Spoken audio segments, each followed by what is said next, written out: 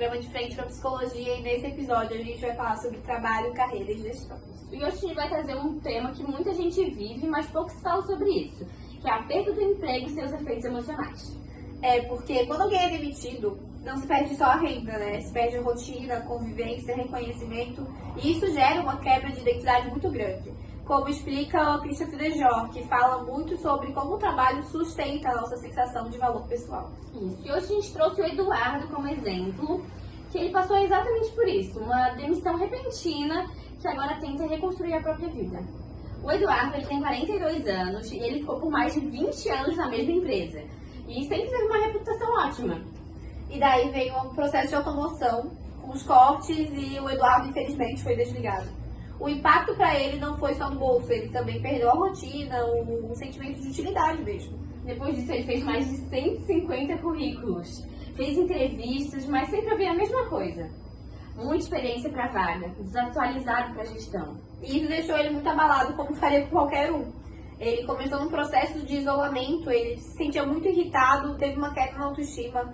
E isso são sintomas super comuns nesse processo de desemprego. Só que no meio de tudo isso, ele voltou com um sonho antigo, a gastronomia. O problema é que junto do sonho também vem os desafios, os medos e principalmente a pressão familiar, principalmente do lado do pai. O pai não queria ver o filho nessa posição e a esposa, mesmo apoiando muito, tinha uma grande preocupação financeira e uma insegurança também sobre ver o marido recomeçando a sua vida. Na psicologia do trabalho, a gente entende que o emprego organiza a nossa vida. Não é só ganhar dinheiro, é construir uma identidade, criar vínculos, manter a estrutura.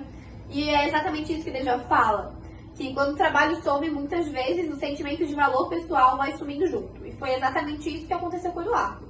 E tem outro ponto muito importante, é que o mercado atual valoriza a atualização constante. Então alguém que fica com muita experiência em uma empresa só acaba sendo como desalinhado, desatualizado. E isso gera uma grande ansiedade, frustração, uma sensação de inadequação. E ele está exatamente nessa zona de crise, mas uma crise que também está abrindo novas portas para ter essa mudança de vida. E aí entra a teoria do ciclo de mudanças de Poscar e de Clemente. O Eduardo está entre as fases de contemplação e preparação. Ele reconhece que precisa mudar, mas ainda hesita em agir. O primeiro passo é o acolhimento e busca ativa. Deixar ele falar, nomear os medos, as frustrações, criar um espaço seguro. Porque quando ele percebe que não está sozinho, o peso diminui. Aqui a gente explica como os sentimentos, como insegurança, tristeza, ansiedade, são normais nesse momento. Nesse processo de psicoeducação e ciclo de mudanças, a gente apresenta o ciclo de Prochaska e de Clemente, mostrando que mudança tem que ser gradual e tem avanços, mas ele também passa por recaídas. Então a gente resgata conquistas, habilidades, valores, ajuda ele a reconstruir a identidade.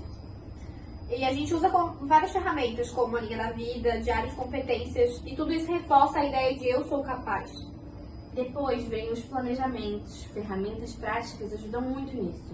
Uma delas é a análise SWOT pessoal, onde a gente consegue observar as forças, as fraquezas, as oportunidades e também as ameaças. E também as metas SMART, específicas, mensuráveis, atingíveis, relevantes e com prazos. E claro, as experiências reais também, como projetos piloto, vendas pequenas para familiares, amigos, cursos curtos de gastronomia, visitas às escolas técnicas, entrevistas com profissionais da área. E tudo isso para testar o caminho antes de mergulhar de vez. No fim disso, nós revisamos os avanços, reforçamos a autonomia e criamos estratégias de manutenção. E o mais importante é que ele entenda que está construindo um novo capítulo, com consciência e menos culpa. A intervenção precisa seguir princípios éticos fundamentais. Isso entra o sigilo, a prática do respeito à autonomia e a proteção também da liberdade de escolha do cliente.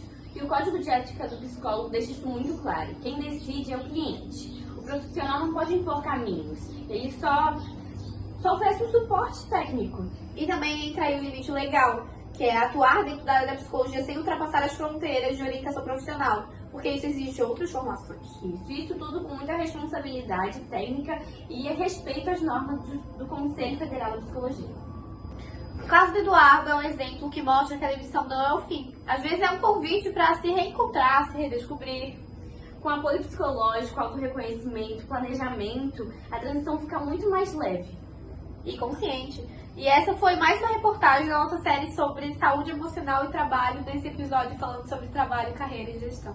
Boa noite. Boa noite.